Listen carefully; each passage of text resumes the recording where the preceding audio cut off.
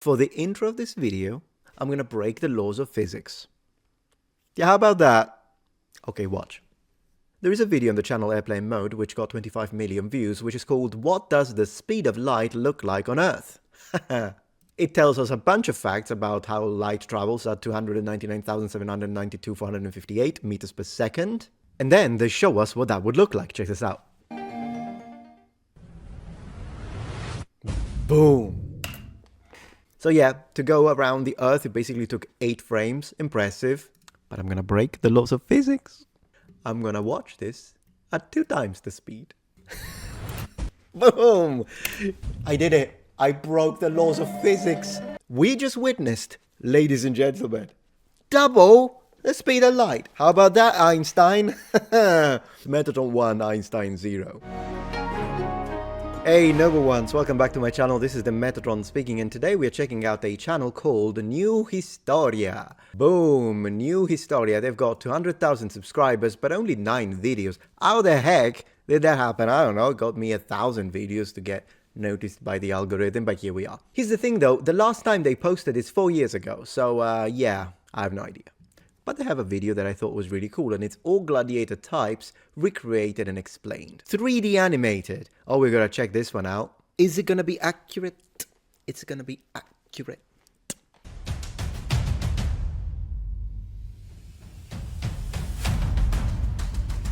Wow. Yeah, Dimachaerus, okay. Secutor, yeah, look at that. Ah, gladiatrix. Okay, well, first glance it looked pretty good. I mean, it wasn't perfect. One thing I did not appreciate is that the gladiatrix, the female gladiator, yes, they existed, but we should have been able to see the breast for historical accuracy only, of course. Historical accuracy, absolutely, for science. No, but I know they would have been censored by YouTube, of course, because... But so far it looked pretty good. I have a couple of things to say, but let's see what they say. Pretty cool. The first section is about the Colosseum. Interesting, but today I wanted to focus on the gladiators only, although I appreciate the fact that they've got painted columns. That's pretty nice. Maybe for a different video we'll discuss Roman architecture and make it a bit of a larger video perhaps, but I want to see. So they begin with the Samnite, but let's jump into the gladiators. Samnite. Samnite gladiators were arguably the first class of gladiators. They were based on Samnian warriors after Rome conquered them in battle. What he just said there actually is very typical when it comes to gladiators. A lot of the gladiatorial classes, not all of them, I'll tell you more about that as we proceed in the video. A lot of the gladiator classes were just to represent former enemies of Rome that Rome had conquered. So that did happen. The Thraex, for example, for the Thracians, and there are a few others. Hoplomachus would be the Greeks, the hoplite of the Greeks. So there are a few. The only one thing that I'm noticing here is that even though, I mean, it looks pretty nice, but the shield. I have a thing or two to say about the shield, but I want to let him finish first. Helmets of the Samnite would be heavy and visored, featuring a high crest with decorative feathers. Yeah. Samnite gladiators would wear one protective greave on their leg, and their arms would be wrapped in leather or metal bands for additional protection.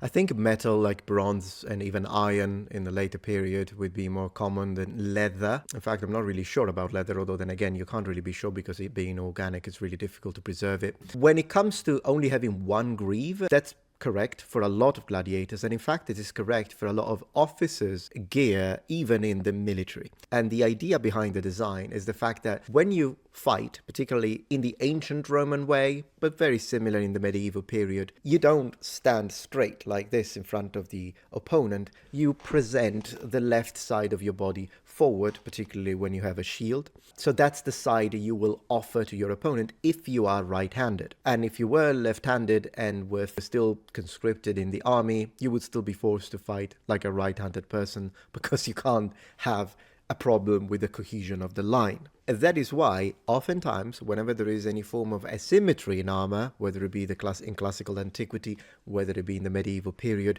the left side will always be more armored, have a stronger, thicker defense than the right side, because that's the side you naturally offer to your opponent in combat. Therefore, for the same reasons, if there is asymmetry in leg defense, in this case when it comes to the greaves, then yes, the left would be the protected one, not the right. This is something that sometimes they get wrong in video games when they are medieval European inspired, in the sense that they will reproduce asymmetry, for example, in the pauldrons, which sometimes did happen, particularly in northern Italian styles. They get the wrong one, like they get the right one being bigger.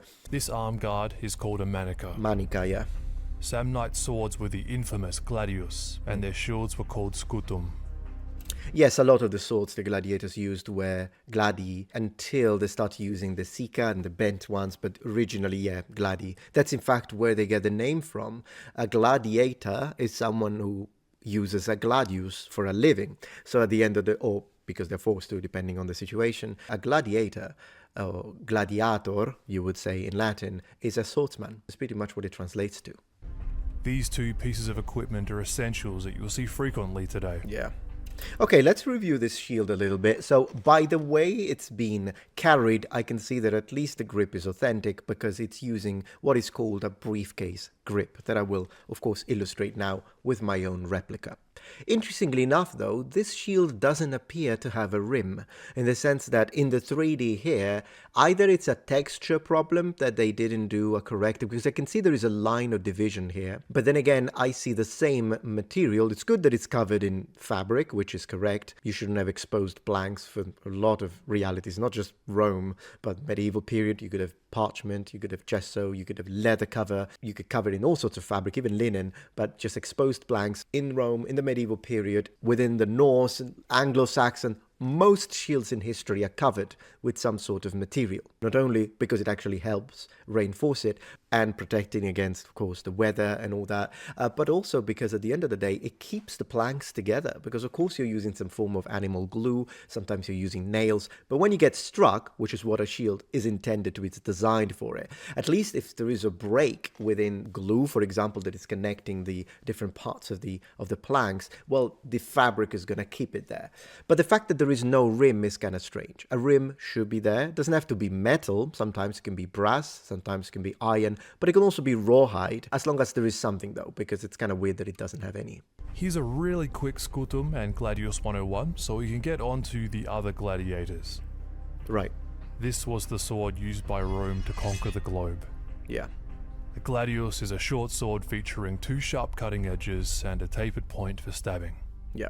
The sharp steel blade was incredibly deadly. Mm-hmm. These swords had a hilt with indentations or knobs that made it easier to grip. This exceptional sword gave us our English word gladiator. Yeah.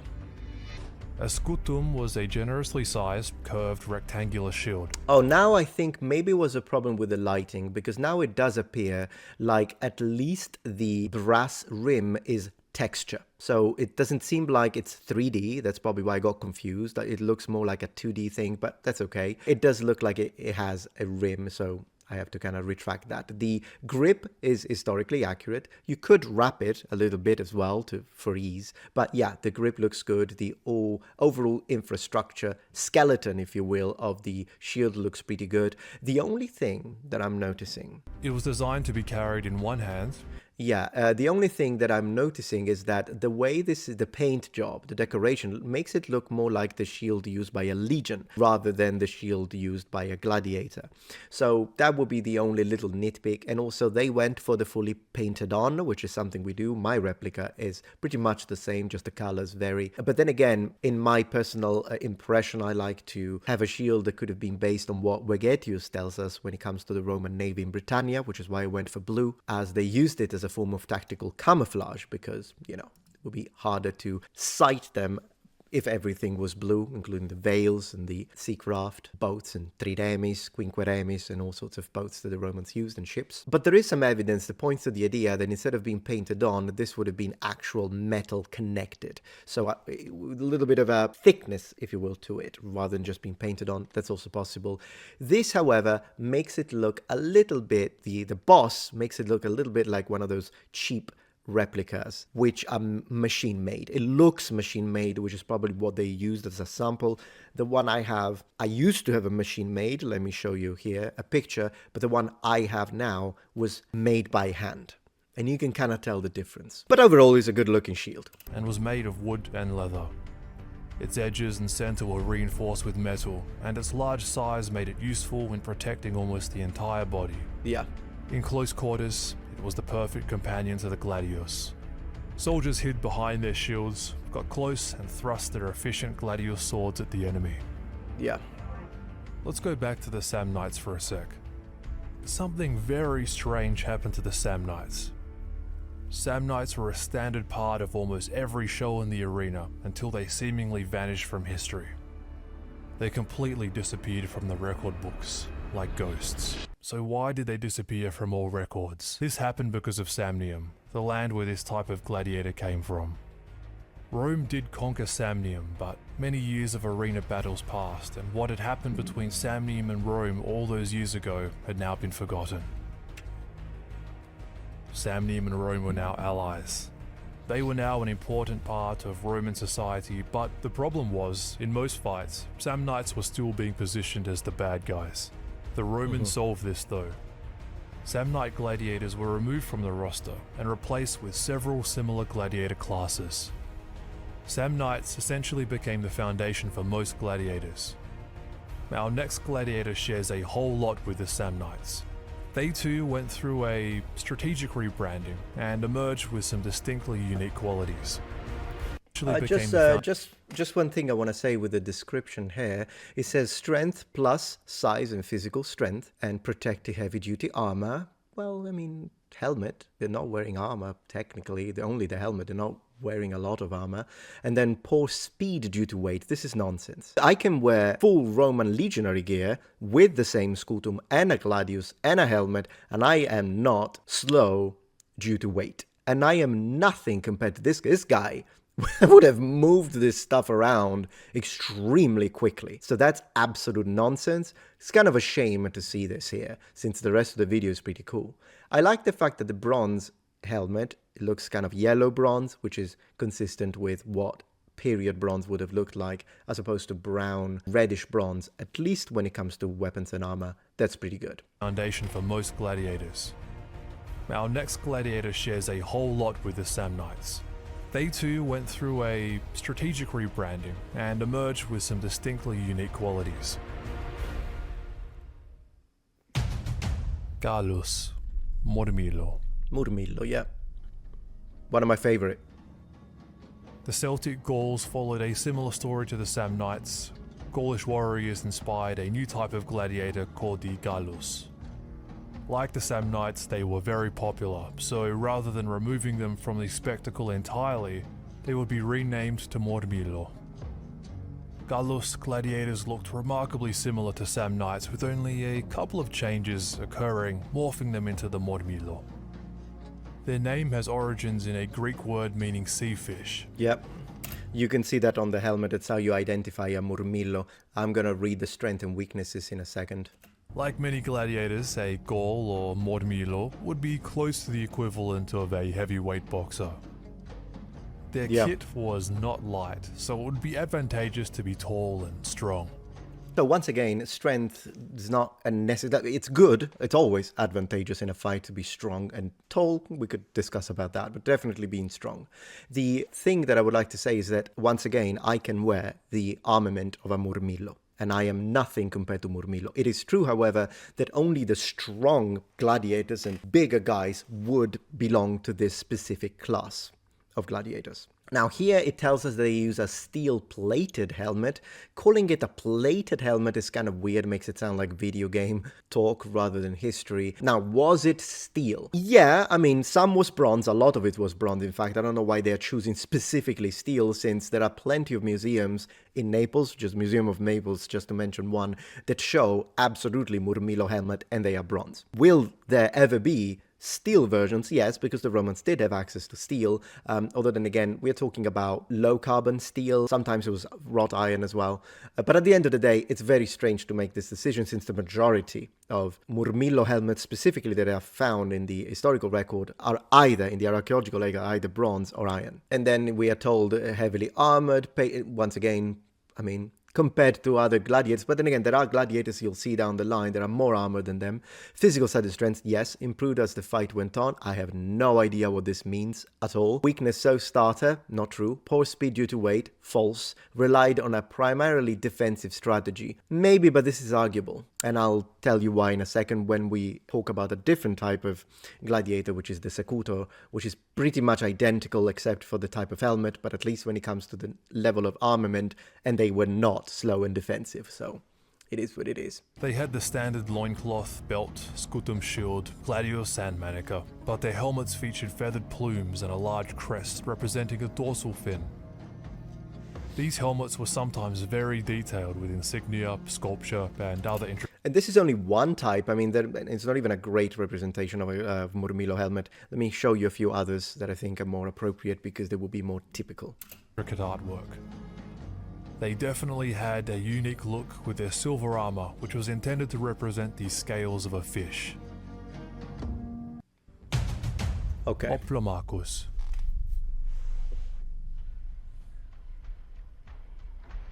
Hoplomachus are pretty similar to the Samnites, except larger and more heavily armored.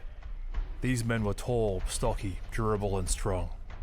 They needed great strength due to the heavy armor and extra weapons they carried.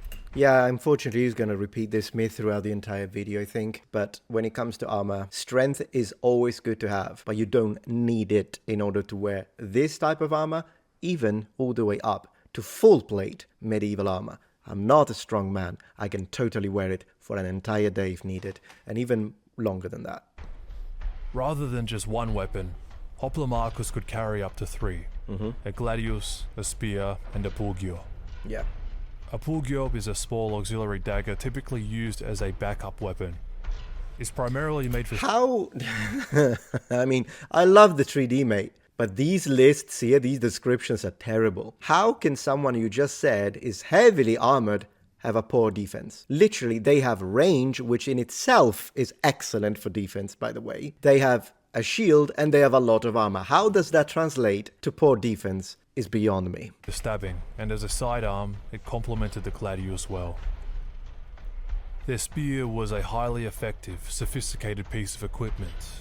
A bit of wood with some sharp metal on the end.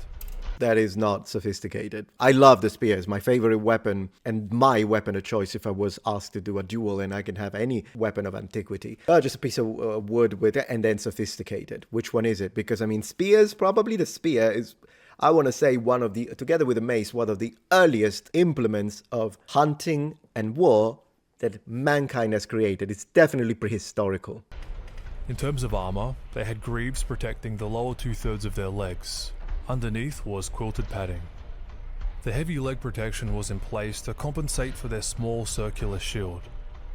This bronze shield was not only a defensive weapon, the Hoplomachus also used it to bash their opponents. This is something that is constantly repeated when we talk about the buckler, for example. They say this a lot, or even the Roman scutum. They're like, oh, but you can use it to bash people in the head. You can use, I don't know how many times I have to repeat this, you can use, I don't know why you would, but you can use this Commodore 64 to bash someone in the head. And let me tell you, it will be quite effective. But that's a point, apparently. It's a point that makes people go, oh, you can use a shield to attack, not just to defend? Oh my gosh. I can't believe it. They threw the entirety of their heavy weight behind it. This dealt serious damage as a blunt weapon. This is ridiculous. They threw the entirety of their hoodie. Based on what? You're just making it up at this point, mate. Literally, throwing the entirety of your weight behind an attack is poor technique. At least if he had a source that said, you know, Plutarch or Polybius told us that. No, he just made that up. It is what it is. Thraex. I love the Thraex. Go. From a foreign warrior, Thracian prisoners of war were unleashed in the arena and quickly became fan-favorite gladiators. Thracians and Hoplomachus were very similar and thus fought with a similar style. The main difference between the two was the iron-reinforced Thracian shield. This is called a parmula, a medium-sized shield, sometimes round, sometimes rectangular. Because the shield was still relatively small, low blows were a weakness due to the Thracians' large legs being exposed. To counteract this, they wore sturdy leg greaves and a manica on their dominant arm. Some Thracian helmets featured a griffin crest, a mythological creature often associated with Nemesis, the Greek goddess of retribution. If you're a keen observer, you may have noticed another unique piece of equipment. Yeah, it's interesting that before he goes into that, of course, initially they would have been from Thracia, but then it becomes just a gladiator class. And so you can become a Thraex even if you're not from Thracia, you know, as a prisoner of war and whatnot. These all become just a class, a gladiator type. Yes, that's right. The sword is not a gladius this time. This is a Sica. Yeah. A Sica is distinct from many other Roman weapons due to its slight bend. This was a special. I don't know if I would call that slight, but now I'm being pedantic. Useful when paired against a Murmillo gladiator opponent because Okay, that's nice. Wait. the Sica's curve could sneak right past the edges of the Scutum shield. Okay, it's nice that he mentioned this, and I kind of want to say this. Did you notice how he says Thraex versus Murmillo? That is a very typical type of fight combination, because when we think about Roman gladiators, you really have to think about it a bit like a modern MMO or a video game where you have sort of prescribed classes and they fight against specific opponents because they want to balance the games. It is a gladiatorial game after all. So once they identified that some classes would be more fun to pit against others because of the fact that they would have advantages and disadvantages, and this would make for a more balanced fight, all the Romans doubled down on that. So initially the typical fight was Murmillo versus Thraex, but then at one point the opponent of the Murmillo becomes something else, specifically the Retiarius, which I'm sure they'll cover, so I'll wait for them to reach that one before I tell you why. But then the opponent of a Retiarius changes again. So we see the balancing to the games that happens with time. There he is. Retiarius. Yeah. Retiarius is probably the most uniquely identifiable gladiator. His name literally means net man. He would have no shield, no helmet, and no sword. Instead, for armor, he would have a full-length manica on one arm and a Galerius shoulder guard. If you think about it, he was damn near running around the arena naked, an armored sleeve and a loincloth for defense. In terms of his weapons, he carried a trident, a pugio dagger, and a net. Normally, gladiators only fought other combatants of similar sizes and styles. These vanilla matchups were seen as fair, even, and entertaining. Retiarius, however, would introduce a new level of excitement, unlike any gladiator before them. He would be the first to compete against entirely new classes, creating a new wave of thrilling, unpredictable bouts. He was often paired to fight with slower, heavier types like Murmillos, for instance. He would use his superior speed and swiftness to create separation with his long trident. This repurposed fishing tool was nearly 2 meters long, and its prongs were used to stab opponents or to pull away their weapons and armor. Yeah, pull away the weapons and armor. Well, sure, I mean, you could make it work, I guess, but 2 meters long sounds a little excessive, but I don't exactly remember the average length of these, so I might have to double check that. I would like to underline that the trident is a poor weapon. Like, as a weapon, you're better off with a spear than a trident. In the hands of someone who was a good combatant and was training with it, it could still be extremely dangerous. But I think the best weapon of the Retiarius is his net. But before I tell you why, I want to see if he says it. The prongs weren't sharp enough to pierce straight through metal, but they definitely hurt every time they landed.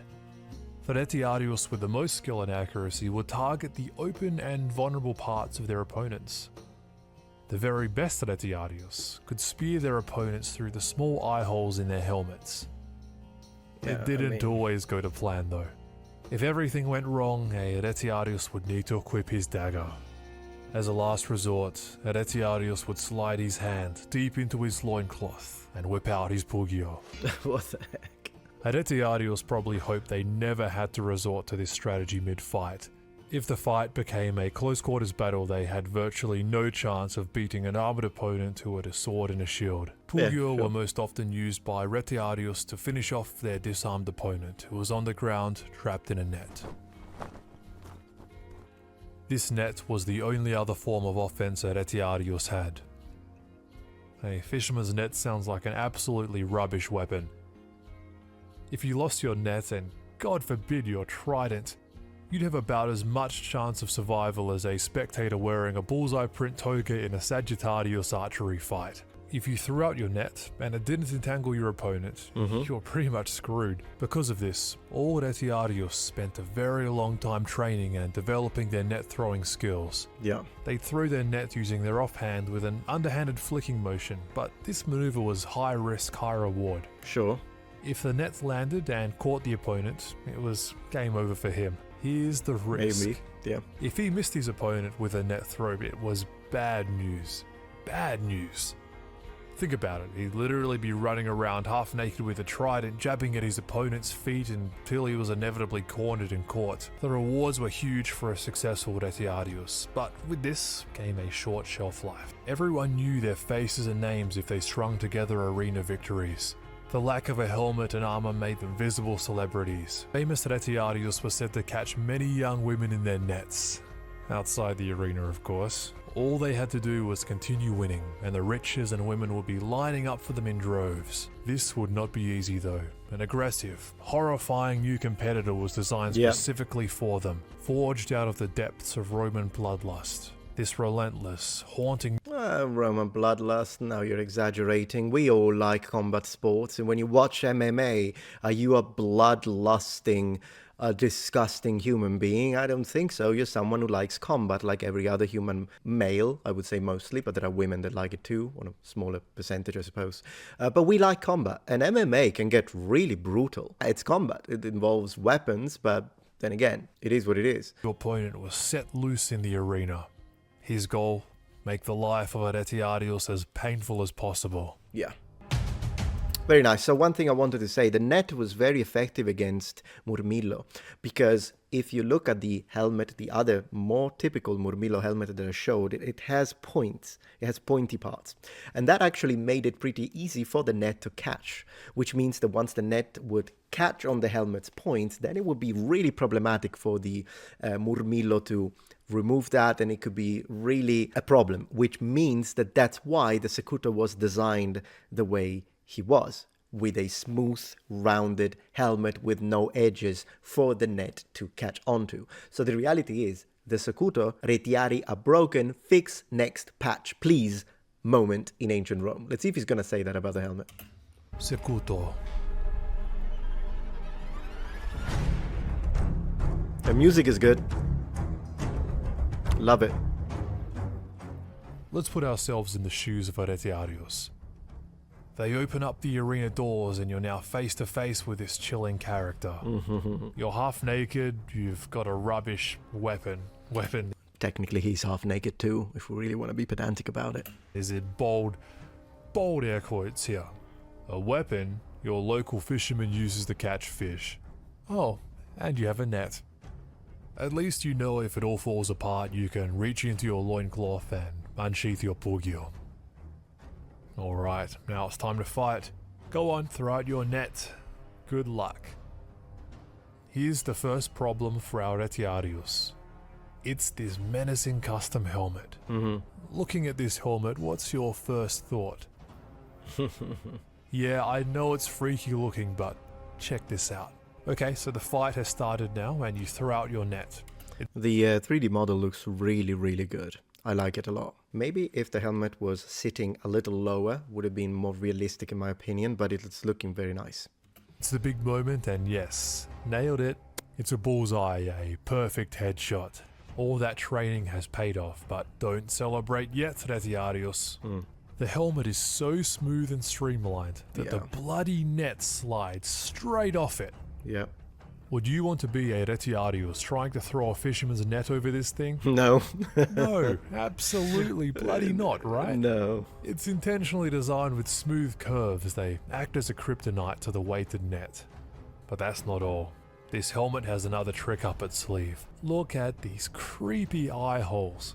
It's not easy to get the prongs of a trident through like some of the previous helmets. However, these helmets were not perfect. The Secutor inside could barely see a thing. A really bad time with it. I don't know though.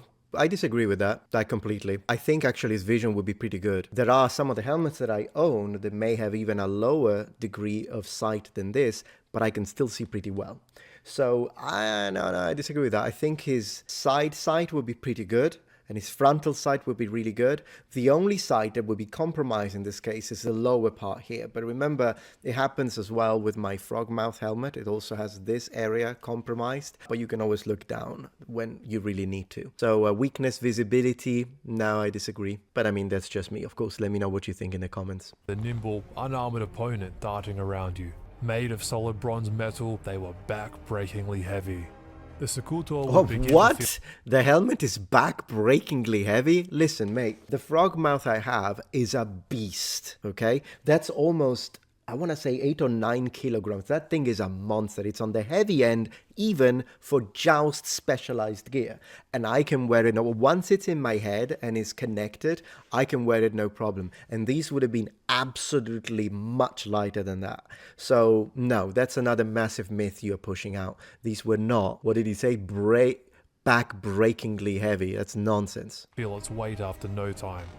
Nah. Career Secutors, men who spent their lives as these gladiators, they probably developed the crippling forward head posture of a smartphone-addicted teenager. I don't know what he's on about. Helmets were also form-fitted to the head. Yeah, he's making up a lot of facts. He's making out a lot of facts just because he looks at these and says something that he thinks. That's not how you... I don't mean to be mean. Okay, I don't mean to be mean. I understand this is mostly for entertainment. I have nothing against them. Please don't attack them nor harass them. But the reason why it annoys me a little bit is because when you want to say something like this, I know it takes time, I know it takes effort, but you need to back it up with sources. You need to back it up with sources. So if you want to be, of course, some things you can, like when he talks now about awful ventilation, well, sure, I can give you that since there is a solid plate of bronze. But now I hope he's not going to say they couldn't breathe after 10 minutes. They had to remove it. Like, well, let's see. I don't want to speak, but I think there is a massive lack of source inspection when it comes to the production of this video. Head of a Secutor and had awful ventilation, so very little air got in.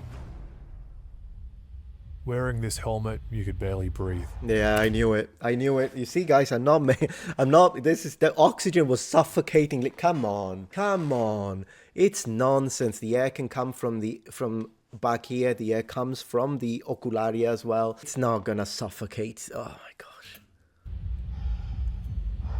Oxygen was suffocatingly scarce.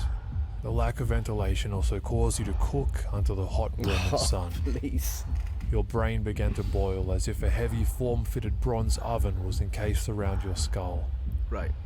The helmet was horrifically cramped. You'd feel trapped inside of it. Your only way out, through your opponent's defeat or a painful death. Yeah, I mean, I'm sure this is nicely written when it comes to like a dramatic scene, but it's nonsense. If you have even mild claustrophobia, you probably just launched your laptop out the window, and I cannot blame you, as Secutor tried to get the matches over and done with as quickly as possible. Every gladiator would try that. Actually, that's not a good idea since you're there to provide a spectacle.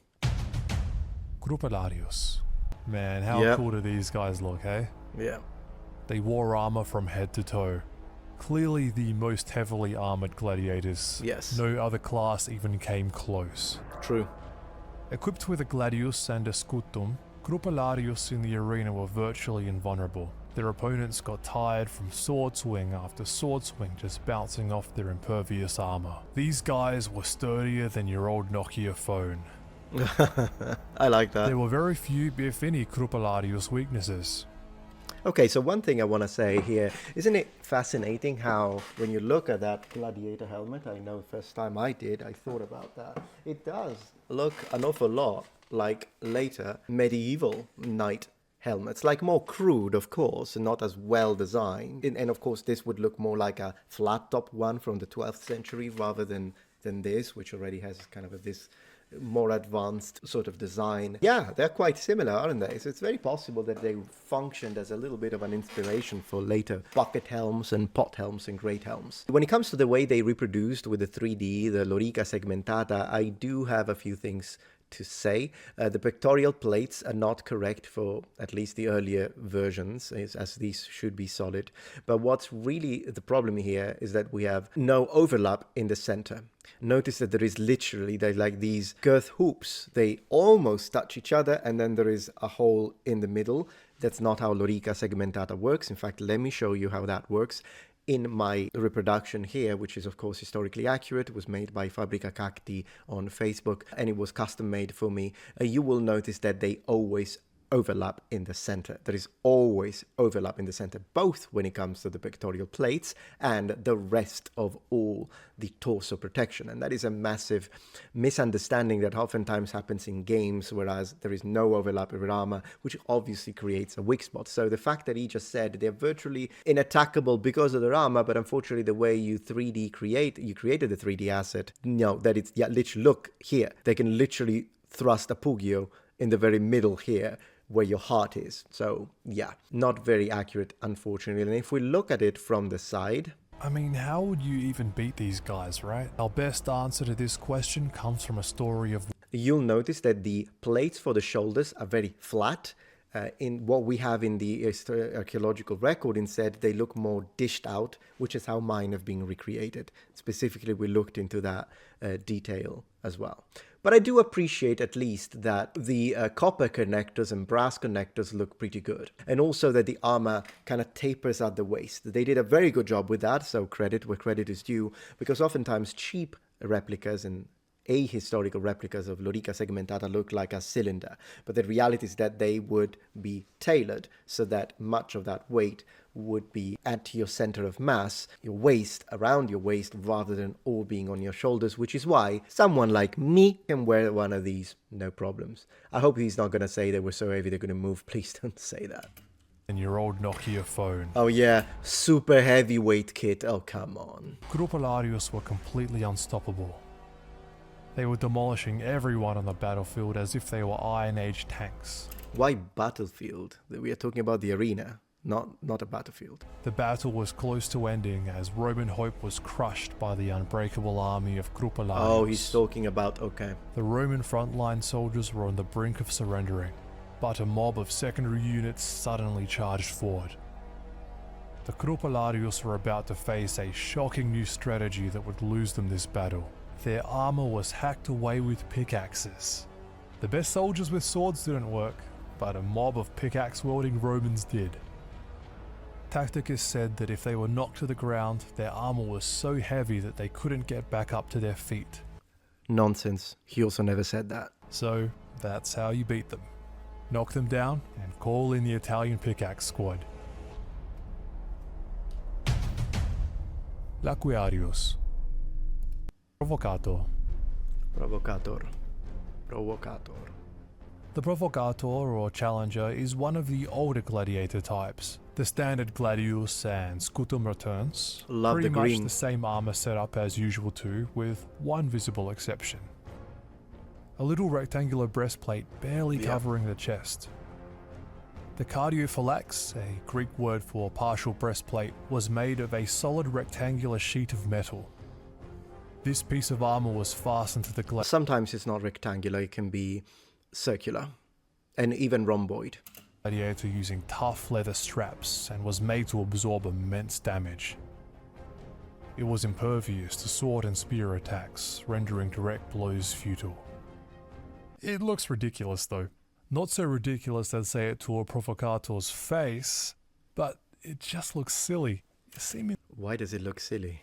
impractical, right? It looks like armor designed for a 12-year-old. It looks like a lazy blacksmith left work early. It looks like he's a joking. solid bronze gladiatorial crop top. Okay. Our boy has his stomach hanging out here. Like, seriously, it's far too short, right? I could only come up with 3 logical reasons why the Provocator is equipped with such a scant, stingy piece of armor. Well, that's weird because I thought he was joking, but then he would say, nah, I'm just joking. No, he's actually making fun of it. The cardiophylax was very popular with the armed forces in the early Republican period, and they took it to battle. And it's not because they were stupid.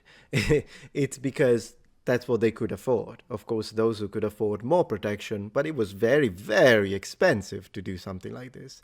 So why would they even bother then, would be the answer. Well, at the end of the, would be the next question. Well, at the end of the day, all forms of armor, whether you're trying to cover your entire body, whether you cover what you can afford to cover, it's not there to make you invulnerable, it's there to make it harder for you to die, easier for you to survive, and increase your overall chances of being more difficult to defeat in combat.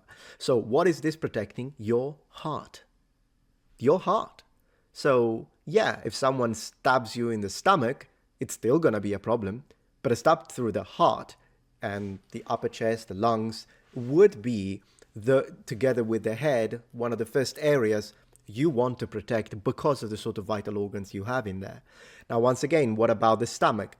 Well, of course, that would be a big problem too, but at least you have one less section that you need to worry about, and you can focus your defense with your shield and your sword in the lower section, so you can defend that, while this is gonna defend, we could say, the most important part together with the head. It isn't stupid. It isn't silly. 1. Budget cuts. Well, yeah, okay, good. 2. The man running the gladiator's armory enjoys the sight of skimpy, manly midriff. Right. 3. I suppose the cardiothorax struck a balance between mobility and protection. If it extended all the way down his body, his movement speed would have been impaired. Yeah, he really has a massive misunderstanding of how armor functions. I don't blame him necessarily, because unless you wear the armor, you're gonna make a lot of you're gonna have a lot of misconceptions. But then again, maybe getting a little more informed when it comes to how armor actually works, and how impaired and why and how certain problems were overcome brilliantly, by the way, by our ancestors, would make for a more informative and accurate video. At least he didn't have to worry about being stabbed in the heart, I suppose. Exactly. Eques Esedarius. Okay, let's go to the women. Gladiatrix. Gladiatrix, yeah. It's not a question of whether or not women bravely fought in the arena. They did, and there are a few sources to back this up. Yeah. These are few and far between, however, as it seems the Romans saw female gladiators as circus. Kind of in the same vein to how they amusingly viewed amphitheater dwarfs or cripples fighting. For us, I get... Maybe not exactly like that, but yeah, they would have been a spectacle to watch for other reasons, as well as perhaps their combat prowess. But yeah, they existed, absolutely, but they were always paired against other women, never female versus male. Guess the equivalent of a female gladiator fight would be like cheerleaders coming out at halftime. Don't get me wrong, it's fun to watch, but it's also a great time to go to the toilet and buy some snacks. The presence of female gladiators in the arena was one of the most controversial topics in Rome at the time. That's very true. They weren't a highly valued part of the arena's showings. Gladiatrix only ever fought other females for obvious reasons. Right. Okay. Yeah, some Romans liked it and some Romans thought it was inappropriate. That is absolutely true. And that's that, I mean, at the end of the day. Yeah, let's finish with the Dimachaerus.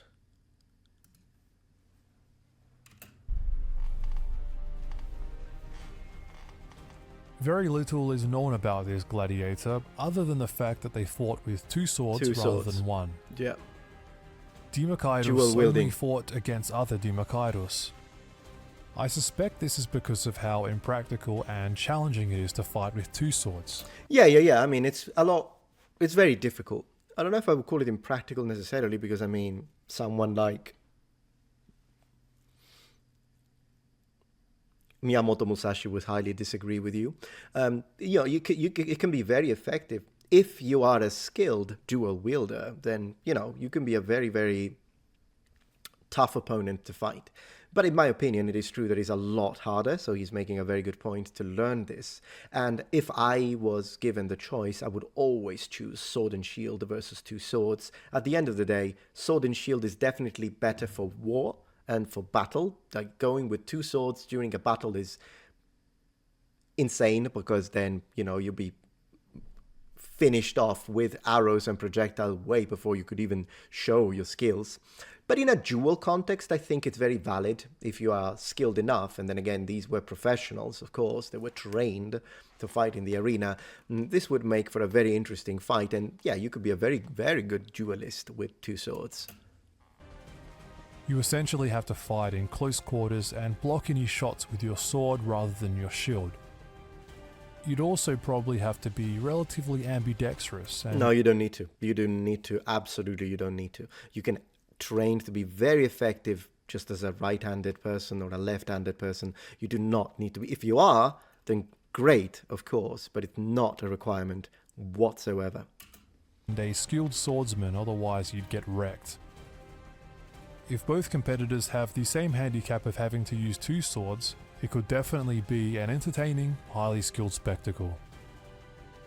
The high skill level required to be a Dimachaerus would generate a high barrier for entry, preventing an abundance of dual sword competition. Makes sense. And we finish with the Scissor. Scissor. Look at that thing attached to his arm. What? Yeah, it does look weird, doesn't it? But I think they went too heavy-handed with the mail. That looks almost like a medieval halberd. What a freaky abomination of a weapon that is. A truly terrifying contraption. This metal tube has an internal handle running parallel to the crescent-shaped blade on the end. Yeah. He'd hold the handle and swing the ridiculously sharp blade around and cut through his opponents like butter. He keeps mentioning the sharpness, but we don't know that. We don't know how sharp the blades used by gladiators would be, and if anything, it's also possible that some weren't as sharp. I wonder if he is kind of pushing a little bit this idea of gladiatorial games being deadly. He seems to be, particularly when he was talking about the Secutor, and now, oh my gosh, you're going to die, or you're going to survive. He said the same with the Retiarius, and that's not true. That's a myth. I mean, yes, occasionally gladiators would die, but whenever we look at the actual sources and what the sort of numbers that they point, the majority of gladiators wouldn't die during a fight, because that would be insane from an economical standpoint. It would be terrible for the ludus, so the school, and the lanista, so the trainers, because these were expensive to train. And if you lose them all every single time there is a game, how are you going to make a profit? So yes, occasionally gladiators would fight to death, but it's not as common as people think. It's a dangerous endeavor, but it's not as deadly as people think. This deadly contraption was also Deadly. used to block enemy shots and pull away armor and shields. Appropriately, his name, Scissor, literally translates to cutter. Okay, so Just before you go into my next video, I did enjoy the video overall, but it's very much of kind of a video game approach to it, which there's nothing wrong. I mean, they could make a fantastic game. I remember there are a couple of games that exist with gladiators. It'd be nice to see a new one, very well made, maybe very accurate, well balanced, with PvP features. That would be great. So I hope someone picks up on that idea. In general, I mean, the video was fun, but there were a few things that were very speculative, and a lot of the stuff he just made up. But anyways, thank you for watching, and I will see you tomorrow. And remember, the Metatron has spread his wings. Goodbye.